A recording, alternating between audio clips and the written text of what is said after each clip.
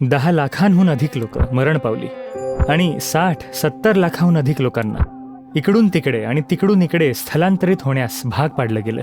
का? ज्या प्रकारे काही गोष्टी केल्या गेल्या त्या का केल्या गेल्या? फाळणी का केली गेली?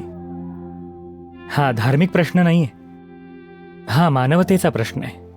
अजून सुद्धा ह्या देशाला त्या प्रश्नांना सामोरं जाण्याचं आणि त्यांची उत्तरे शोधण्याचं धैर्य नाहीये. मला वाटतं येणाऱ्या पिढीने हे प्रश्न विचारलेच पाहिजेत.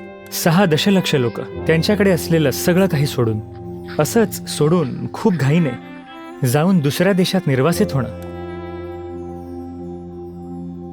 अजूनही काही जण निर्वासित छावण्यांमध्ये 75 वर्षांनंतरही आणि 10 लाखांहून अधिक लोकांची कत्तल केली गेली. जर तुम्ही तुमच्या मानवतेला झोपवलं असेल तर तुम्ही काहीही विसरू शकता, पण जर तुमची मानवता जिवंत असेल तर हे प्रश्न विचारले गेले पाहिजेत आणि त्यांची उत्तरं दिली गेली पाहिजेत, आपल्या पिढीसाठी आणि खास करून भावी पिढ्यांसाठी.